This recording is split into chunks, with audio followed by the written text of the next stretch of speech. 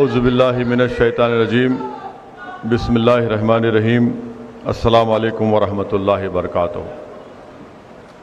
شہنشین و تشریف فرما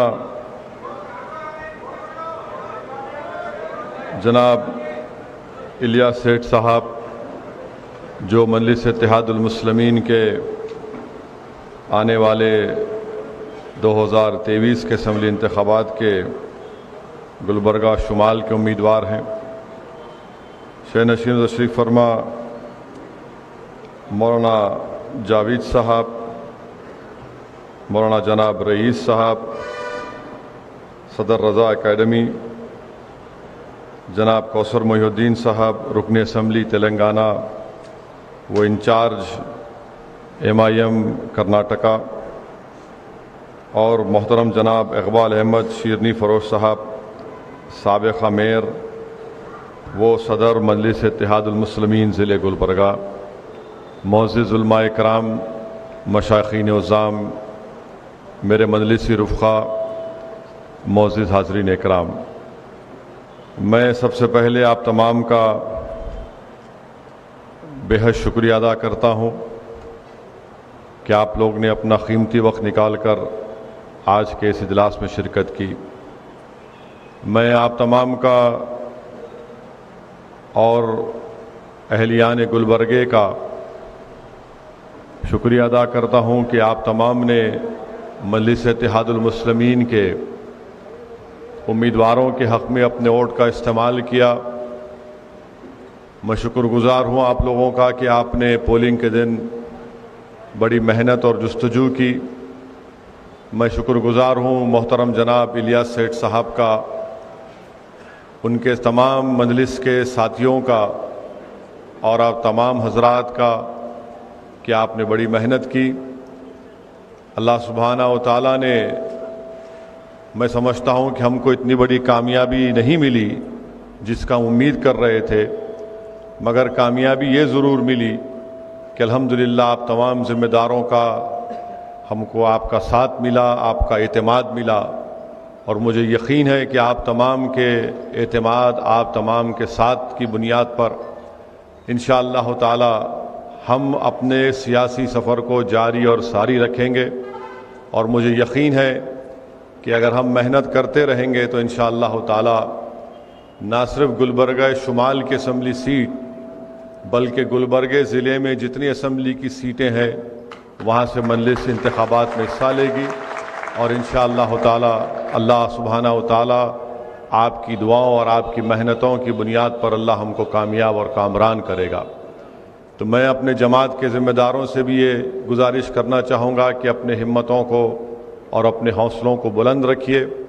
بہت ہی کم وقت ہم کو ملا تھا، ہم لوگ جس طریقے سے تیاری کرنا تھا اس طریقے سے نہیں کر پائے۔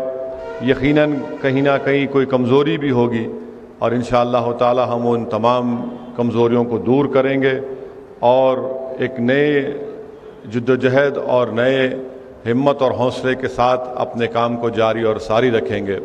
میں یہاں آنے سے پہلے ہمارے بلدیہ کے جو امیدوار تھے ان تمام سے میری ملاقات ہوئی۔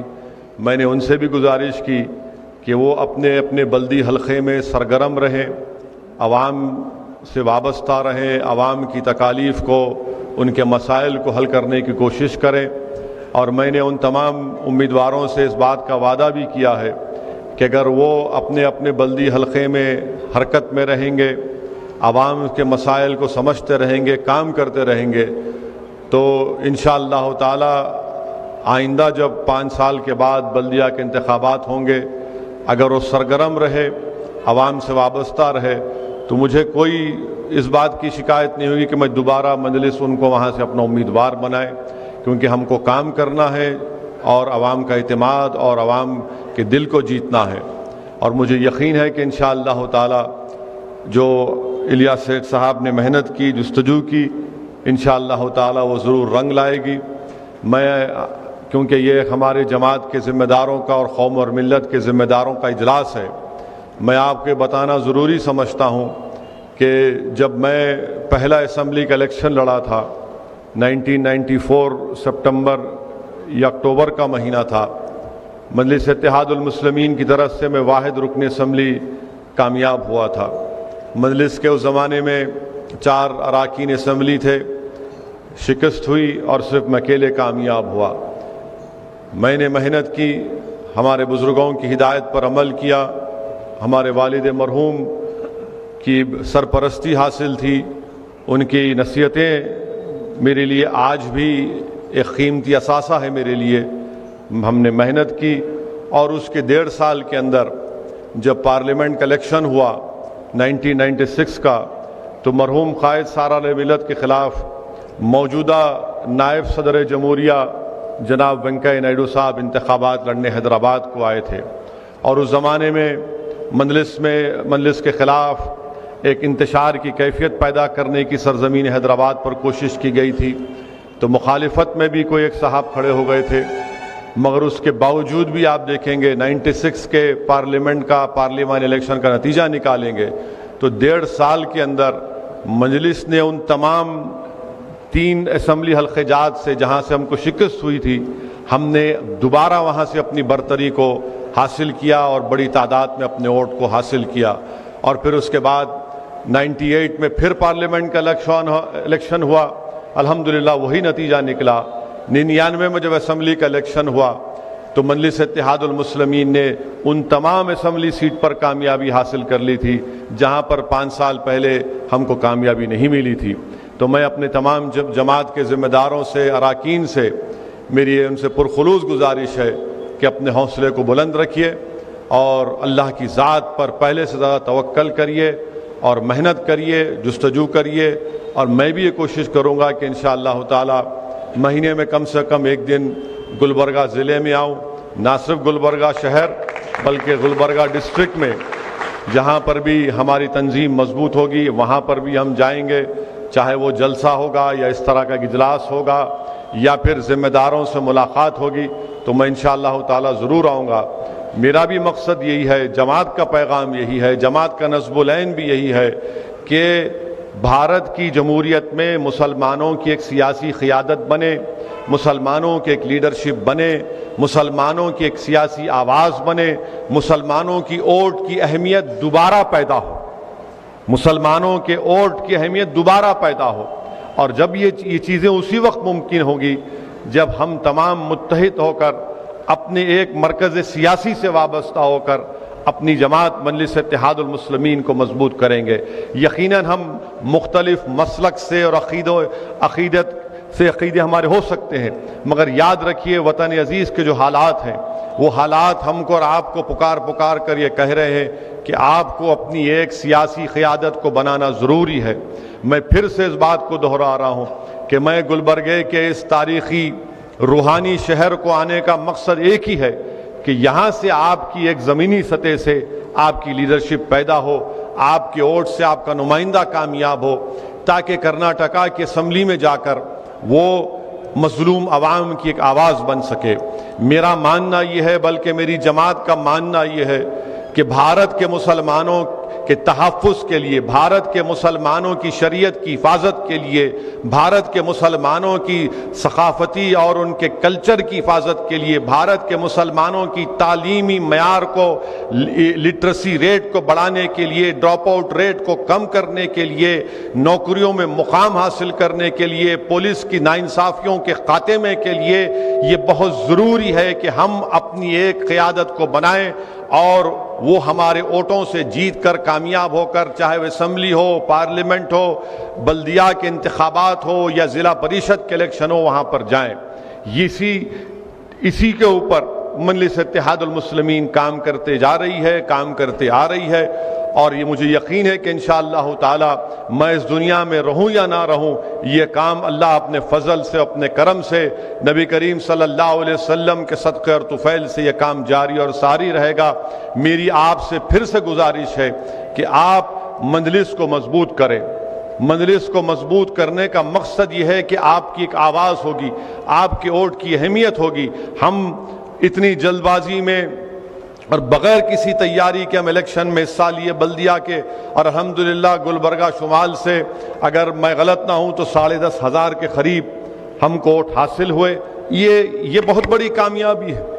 یہ ایک بہت بڑی کامیابی ہے کہ نہ ہم انتخابی جلسے کر سکے، نہ پوری طرح سے تیاری کر سکے، اور ایسی جماعتوں سے ہمارا مقابلہ ہوا جو برسوں سے گلبرگے میں ان کی جڑیں مضبوط ہیں۔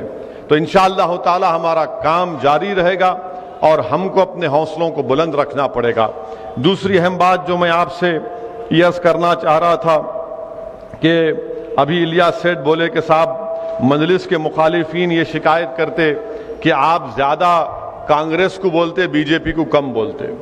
یہ پارلیمنٹ کی آپ میری ہر تقریر اٹھا کر دیکھ لو، آپ پارلیمنٹ کی ہر تقریر، ہم وقت کی جو حکومت ہے بی جے پی کی ہے، نریندر مودی اس کے وزیر اعظم، سب سے زیادہ تنقید اگر پارلیمنٹ میں کھلی الفاظ میں اگر کوئی کرتا ہے تو اسد الدین اویسی اور امتیاز جلیل کرتے ہیں۔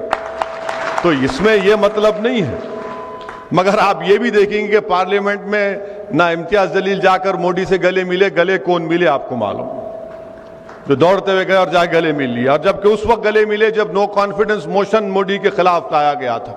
تو یقیناً ہم سب کے خلاف بولتے ہیں، کیونکہ جو سچائی ہے اس کو بیان کرنا بہت ضروری ہے۔ اب مثال کے طور پہ آپ دیکھیں گے کہ کل ایک فنکشن ہوا، ایک انفارمیشن کمشنر ہیں جناب، انہوں نے ساورکر کے اوپر کتاب لکھی، اور ساورکر کی کتاب کے رسم اجرا میں آر ایس ایس کے موہن بھگوت تھے، ہمارے ملک کے موجودہ وزیر دفاع محترم راجناتھ سنگھ صاحب تھے۔ تو دونوں کی تقریر ہوئی اس میں۔ اب تقریر تو ہو گئی رات میں، صبح حسب عادت حسب روایت میڈیا صبح 8:30 بجے ہمارے گھر کو آ گئی، کیونکہ ان کو معلوم تھا کہ میں گلبرگے کو آنے والا ہوں، اور آ کر مجھ سے کہا کہ یہ باتیں کہیں، اس پر آپ تبصرہ کریے۔ تو سب سے پہلی بات، الیاس سیٹھ صاحب کی شکایت دور کر دے رہا ہوں، اور کانگریس والوں کو بھی شاید سن کے تھوڑا اچھا دیکھیں گا۔ تو وزیر دفاع نے یہ کہا کہ ساورکر نے جو انگریزوں کو معافی نامے کے خط لکھے تھے وہ مہاتما گاندھی کے بولنے پہ لکھے تھے۔ آپ علماء کرام یہاں پر موجود ہیں، علامہ فضل خیر آبادی رحمۃ اللہ علیہ ہو یا مولانا حسین احمد مدنی رحمۃ اللہ علیہ ہو، یہ مالٹا کی جیل میں تھے، وہ انڈمان کی جیل میں تھے، کوئی بھی ایک خط ان کا نہیں بتا سکتا کہ انہوں نے انگریزوں سے معافی کی بھیک مانگی، کوئی نہیں بتا سکتا، کوئی نہیں بتا سکتا۔ اب یہ جو محترم ہے ساورکر، یہ جیل میں گئے 1911 کو۔ کب گئے جیل میں؟ جولائی 4 1911 کو گئے۔ یہ ضروری ہے بولنا کیونکہ ریکارڈ ہو گیا تو دکھاتے ٹی وی والے، انہیں ایک اور بھڑکاؤ بھاشن گلبرگہ میں دے گئے بول کے۔ تو جولائی 4 1911 کو انہوں جیل میں ڈالے ساورکر کو۔ اب راجناتھ سنگھ یہ بول رہے کہ مہاتما گاندھی خود ان کو یہ بولے کہ آپ انگریزوں کو ایک خط لکھو، مرسی پٹیشن لکھو، معافی نامہ لکھو۔ میں راجناتھ سنگھ صاحب سے پوچھنا چاہ رہا ہوں کہ آپ کو یہ جھوٹ بولنے کے لیے کس نے مجبور کیا؟ 4 جولائی 1911 کو جب ساورکر کو انگریز گرفتار کر کے کالا پانی انڈمان میں رکھے، گاندھی بھارت میں نہیں تھے، ساؤتھ افریقہ میں تھے راجناتھ سنگھ صاحب۔ وہاں سے کیا انہوں کیا پلین میں اڑ کے آ کے بولے یا کیا کیسا ہے؟ اتنا پلین بھی نہیں تھا جب، تو کچھ بھی نہیں تھا۔ اب انہوں لمبی چھوڑ دی ہے۔ اب یہ سمجھے کہ ہم لوگ ہمارے کان میں پھول ہے، ہم نہیں دیکھیں گے، نہیں معلوم ہمارے کو معلوم، ہم بھی تھوڑا تھوڑا پڑھتے، زیادہ نہیں پڑھتے، تھوڑا تھوڑا پڑھے لکھے ہیں۔ وہ ہم تیلگو میں بولتے کنچم کنچم، لٹل لٹل۔ یہ پہلی جھوٹ ان کی۔ اب دوسری بات یہ ہے کہ وہ ہو گیا، پھر اس کے بعد انہوں ایک اور معافی نامہ لکھے نومبر 14 کو 1913 کو، اور تیسرا اور مہاتما گاندھی بھارت کو کب آئے؟ جنوری 9 1915 کو۔ مانے 2 خط لکھ چکے تھے انگریزوں کو ساورکر۔ اگر وہ انگریزی کا خط آپ کے سامنے پڑھوں گا، اس کا ترجمہ کروں گا، تو یہ جتنے سنگھ پریوار کے لوگ ہیں آگ بگولا ہو جائیں گے، اتنی تعریف کر رہے انگریزوں کی، آپ ایسے ہیں، آپ دریا دل ہیں، میرے کو معاف کر دو۔ ارے یہ بات بولتے ہی نہیں ہے۔ ہاں یقیناً गांधी का खत है, गांधी ने खत लिखा था, गांधी ने खत का जवाब लिखा था, गांधी ने उस खत का जवाब लिखकर ये नहीं कहा गांधी ने अपने जवाब में सावरकर को कि बेटा तू माफी मांग ले जाके, नहीं कहा गांधी ने खत मैं पढ़ के सुना देता हूं आपको। वो खत है, गांधी ने लिखा जनवरी 25, 1920 को, और गांधी इसमें खत में लिख रहे कि आई हैव योर लेटर, आपका खत मिला, it is difficult to advise you, बड़ी मुश्किल है आपको नसीहत का, आपको एडवाइस करना। मैं आपको I suggest however you are framing a brief petition setting for the facts of the case, bringing out in clear relief the fact that the offense committed by your brother was purely political। Gandhi उनको ये मशवरा दे रहे कि आप एक petition अंग्रेजों को लिखो और जो जुर्म आपके भाई से हुआ ये बोलो कि वो सियासी जुर्म था। I suggest this in order that it would be possible to concentrate public attention on the case meanwhile। अरे गांधी कहां बोल रहे इसमें कि माफी मांगो? गांधी तो यह बोलते थे कि अहिंसा का सबसे बड़ा रास्ता जेल को जाना है, जेल को जाना है, और मौसूफ को काला पानी में सावरकर को जेल में डाले, 8 महीने के अंदर ही खत लिख दिया उन्होंने पहला। अब राजनाथ सिंह बोलते कि हमारे वजीर दिफा है कि गांधी ने उनसे कहा था। गांधी ने कहा गांधी तो जनवरी 25, 1920 को खत लिखे, उससे पहले तो मौसूफ 2 खत लिख चुके थे। तो अब ये बीजेपी का मकसद क्या है कि सावरकर के बारे में बड़ा अच्छा तारीख में ये भी आया, मैं एक सियासत का तालिब इल्म हूं, 1990 तक बीजेपी सावरकर का नाम ही नहीं लेती थी, हिंदुत्व का नाम भी नहीं लेती थी। ये आडवाणी ने शुरू किया हिंदुत्व और सावरकर 1990 में, उसके बाद से सब शुरू हो गए। अच्छा, सावरकर की तारीख क्या है? सावरकर की तारीख यह है कि सावरकर ने, मैं आपको बता रहा हूं कि सावरकर ने, अब ये हम बीजेपी वालों पे छोड़ देते, आप झूठ है सच है बोलो, सावरकर ने 1900 आजादी मिलने के बाद 1947 में क्या सावरकर ने नहीं कहा था कि मैं तिरंगे को नहीं मानता, मैं भगवा रंग को मानता? कहा था सावरकर ने यह बात। तीसरी बात, सावरकर ने यह भी कहा था कि हिंदू बादशाहों का यह काम था कि वो मुस्लिम खवातीन की इज्जत लूटते, उनका रेप करते ताकि जंग जीत जाए। चौथी बात सावरकर ने यह कहा था कि जब नेताजी सुभाष चंद्र बोस अंग्रेजों से गुलामी को खत्म कराने के लिए भारत के लोगों से बोल रहे थे कि आओ मेरी इंडियन नेशनल आर्मी में आओ, तो सावरकर लोगों को बोल रहे थे नहीं तुम अंग्रेजों की फौज में जाओ। छठी बात, सावरकर ये तारीख में है, ये मैं कोई अपने दिल से नहीं, उससे नहीं मना रहा हूं मैं। 1939 में कांग्रेस और तमाम मुजाहिदीन आजादी ने फैसला लिया कि हम तमाम अपने अपने विजारत के ओहदों से इस्तीफा देते, तो सावरकर लिंगिंगतो वायसराय के पास जाके बोले नहीं हम नहीं देते, हम आपके साथ हैं, हम आपके साथ हैं। 19 सब अच्छा, ये बार बार बोलते हैं मुसलमानों को 2 नेशन थ्योरी। अरे 2 नेशन थ्योरी की सबसे पहले बात करने वाला 1937 में सावरकर थे। सावरकर ने कहा कि हिंदू नेशन है और मुसलमान एक कम्युनिटी है। आप बोले, हम नहीं बोले। ना हमको सावरकर से मतलब है, ना जिना से मतलब था, हमारे को ना रहेगा कभी। और आपको मालूम कि हिंदू महासभा और मुस्लिम लीग मिलकर इख्तिदार में थे उस जमाने में, माने दोनों, हिंदू महासभा और मुस्लिम लीग मिलकर इख्तिदार में थे।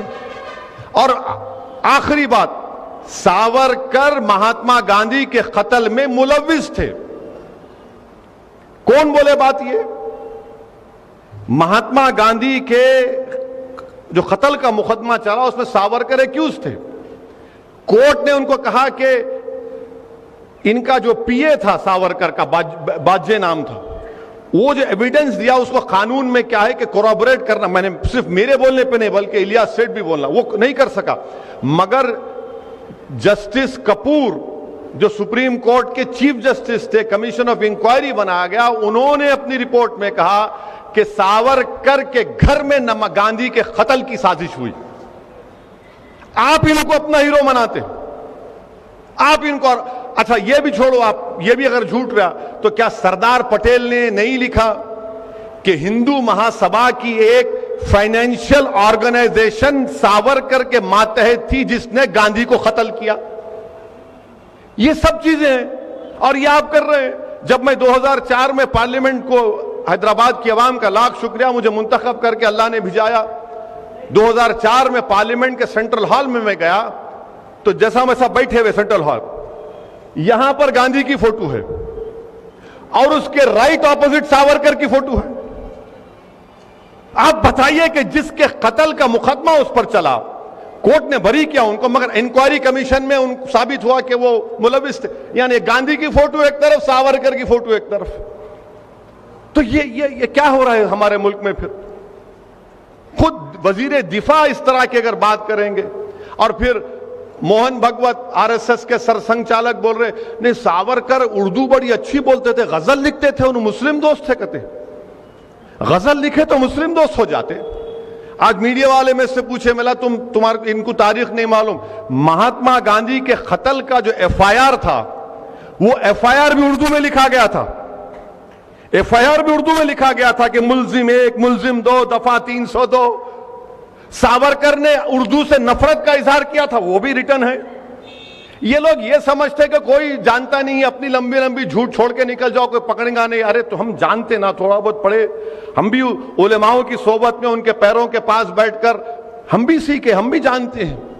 تو آج ان کو آپ بنا رہے ہیں کہ انہیں بڑے وہ تھے، ارے کہاں تھے بھائی؟ گاندھی کے قتل میں یہ تھے۔ ساورکر نے یہ بھی کہا کہ ہٹلر نے جو جرمنی میں یہودیوں کو ختم کیا وہ صحیح تھا، کیونکہ یہودی جرمنی سے اندر نہیں مل سکے، اسیمیلیٹ نہیں ہو سکے۔ ارے فیشزم کی تائید کرتے تھے اور ہم کو سکھا رہے ہیں۔ اور سب سے بڑی بات یاد رکھیے، بی جے پی اور سنگھ پریوار، جو کانگریس کے لوگ بھی آج ساورکر کی تائید کرتے ہیں، کھل کے بولو نہیں مانتے اس کو۔ ساورکر نے اپنی کتاب ہندوتوا لکھی، ہندوتوا میں ساورکر نے لکھا کہ مسلمان اس ملک سے محبت نہیں کر سکتے، کیونکہ یہ ان کے بابا کی زمین نہیں ہے، نہ ان کے لیے یہ ایک مبارک سرزمین ہے۔ انگریزی کا لفظ تھا کہ نہ یہ فادر لینڈ ہے، نہ یہ ہولی لینڈ ہے۔ ان کا تو ہولی لینڈ مکہ اور مدینہ میں۔ ارے مکہ مدینہ کو نہیں پوچھتے، مکہ مدینہ کو ہم خدا نہیں مانتے، ہم زمین و آسمان کے خالق کو خدا مانتے، یہ حقیقت ہے۔ مگر یہ ان کی کتاب میں لکھا ہوا، ہندوتوا ان کی کتاب ہے، اگر پڑھنے کا موقع ملا تو پڑھیے آپ۔ باضابطہ بول رہے وہ، اور یہ بول رہے کہ مسلمانوں کو یہاں پر سرویٹیوڈ میں رہنا پڑے گا۔ تو یہ کل ایک وزیر دفاع رہ کر، سمویدھان پر، آئین پر اوت لے کر اس طرح کی اگر باتیں کوئی کرے گا تو آپ خود سمجھ جائیے کہ ملک کس راہ پہ جا رہا ہے۔ میں میڈیا سے بھی کہا اور آج بھی کہہ رہا ہوں کہ ایک دن ایک وقت آئے گا، اسی طرح کی اگر روش برقرار رہے گی، اسی طرح کی یہ نفرت برقرار رہے گی، تو ایک دن آئے گا کہ اس ملک میں بی جے پی سنگھ پریوار کہے گی کہ اب بابا قوم ساورکر ہے، گاندھی نہیں ہے، اور گوڈسے مجاہد آزادی ہے۔ یہ سلسلہ اگر چلتا رہے گا تو یہ شدت پیدا ہو چکی ہے۔ یہ تاریخ کو توڑ توڑ کر آر ایس ایس جو ہے آدھی سچ بولتی اور پورا جھوٹ بولتی، ان کی حقیقت ہے پوری چیزوں میں۔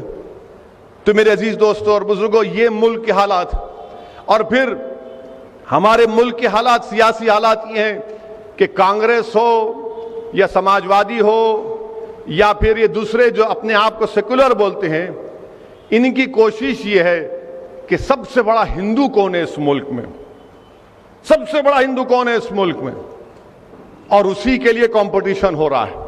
آپ دیکھ لو، تھوڑے دن پہلے کانگریس کا ایک جلسہ ہوا تھا، پھر سماجوادی کا بھی ہوا۔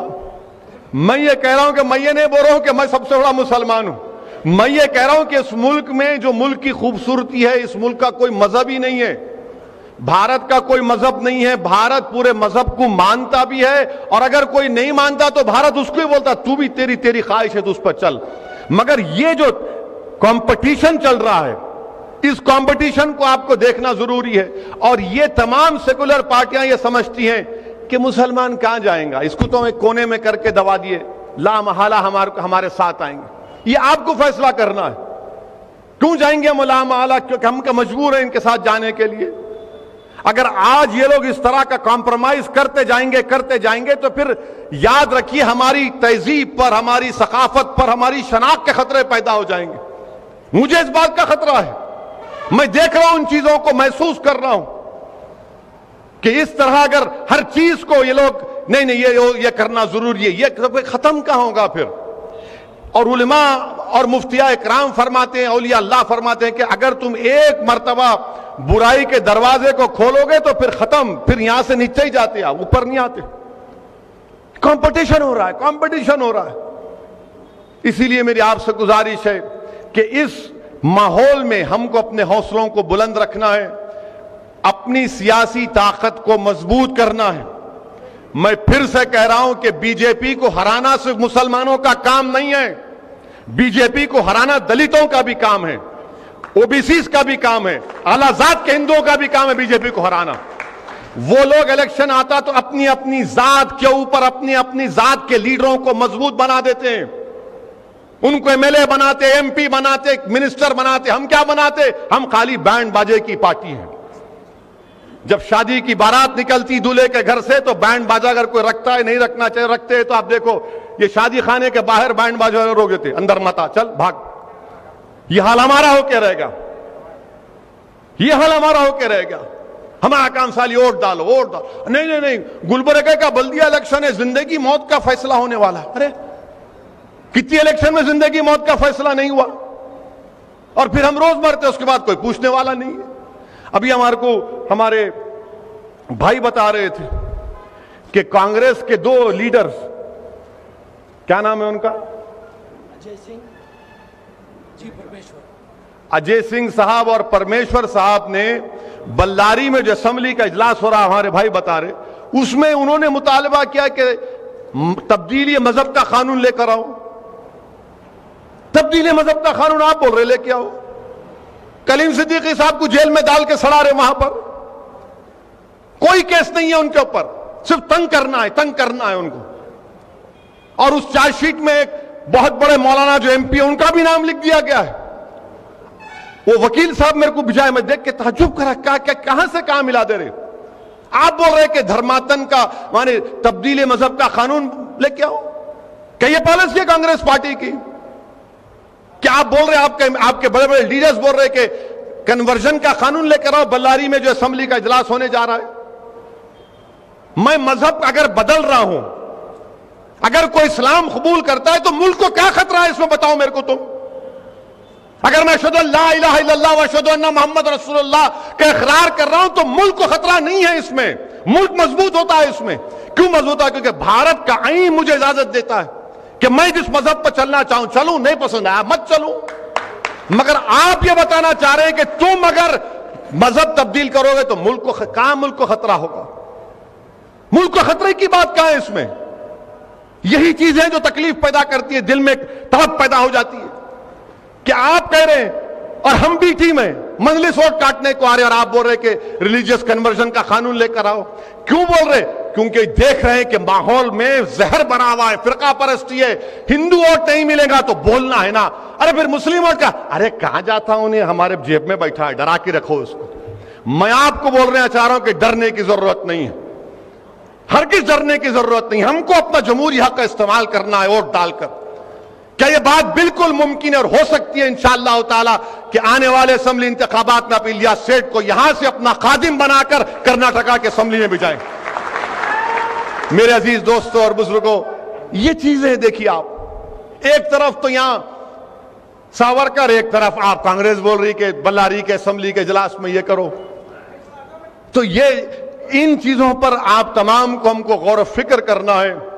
एक मुत्तहिदा तौर पर हमको आगे बढ़ना है और मेरी आपसे गुजारिश है कि मजलिस इत्तेहादुल मुस्लिमीन को मजबूत करिए, انشاءاللہ تعالی اور بھی تفصیل ہوگی، تفصیل سے بات چیت ہوگی۔ میں تو کرناٹکا گورنمنٹ سے یہ کہوں گا کہ جب سابقہ رکن پارلیمان گلبرگہ کو آئے تھے الیکشن ہار کے پہلی مرتبہ آئے تھے نا، الیکشن ہارنے کے بعد پہلی مرتبہ آئے تھے، ہاں 2 سال کے بعد آئے۔ ہم تو 2 سال میں 10 مرتبہ آ گئے یہاں پر ماشاءاللہ سے آئے تو جلوس کی شکل میں آئے نا، تو بھائی 11 ربیع الاول کا جلوس الاؤ کرو نا آپ میلاد کا، انہوں جلوس میں آ سکتے تو ہم جلوس نہیں نکال سکتے؟ جب کھرگے صاحب کا جلوس نکل سکتا تو رسول اللہ صلی اللہ علیہ وسلم کا جلوس نہیں نکل سکتا؟ گورنمنٹ کو دینا چاہیے۔ ارے ٹھہرو ذرا بولنے دو، ارے سنو ذرا، خالی نعرے لگا رہے۔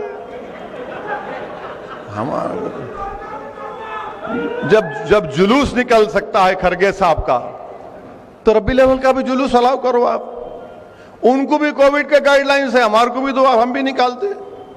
اب اس کے بعد بولیں گے دیکھو انہوں آ کے بھڑکاؤ بات کر کے چلے گئے۔ بھڑکاؤ بات کیا کیا بولو آپ؟ ان کا جلوس نکلا نہیں نکلا کھرگے صاحب کا؟ نکلا نا، ہاں یہ بھی دو آپ، یہ بھی دو نا بھائی۔ یہ تو ساری کائنات کو آزادی ملی اس دن، شیطان بھاگا کود کے، آپ نہیں دیں گے؟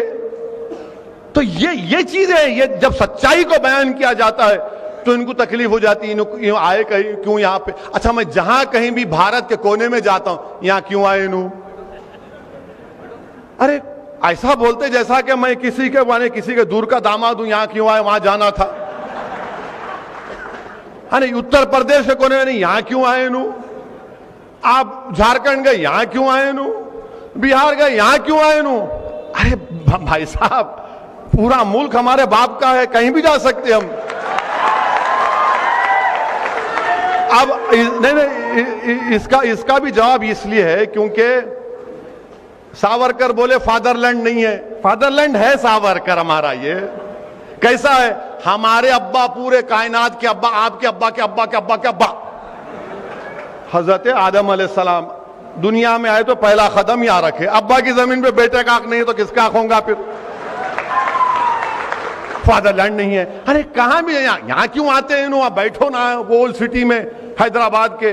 ارے بھائی وہاں بیٹھنے بے چینی ہوتی، بیٹھا تو میرے کو ایک جگہ نہیں بیٹھ سکتا ہوں، میرے کو تکلیف ہوتی ہے، میرے کو جب دیکھتا ہوں سنتا ہوں تو کوشش کرنا میرا کام ہے۔ یہ ہمارے تمام ساتھیاں ہیں، کیا کون سی دولت ہے بتائیے جو میں الیاس سیٹ سے لے رہا ہوں یا میں ان کو دے رہا ہوں؟ اللہ جانتا ہے کیا ہے، صرف ایک طلب ہے، ایک جذبہ ہے کہ نہیں ہماری آواز ہونا، غریب مظلوم عوام کی، مسلمانوں کی ایک آواز ہونا، ایک طاقت دکھنا، ہمارے ووٹ کی ویلیو ہونا، ہمارے مسائل حل ہونا۔ یہی تکلیف ہے، جو سب چیز ہے جو نوجوان سمجھ چکا ہے، طرف ہے نوجوانوں میں۔ تو میری آپ سے گزارش ہے کہ آپ جتنا ہو سکے مجلس کی مدد کریے، خاص طور سے اپنی دعاؤں سے۔ رات کے اندھیرے میں جواب اٹھیں گے تو ایک لفظ اس جماعت کی کامیابی کے لیے اللہ کی بارگاہ میں عرض کریے۔ یقیناً اہل دل کی زبان سے نکلے ہوئے کلمات اللہ کی بارگاہ میں قبولیت کا باعث بن سکتے ہیں۔ وآخر الدعوانا الحمدللہ رب العالمین۔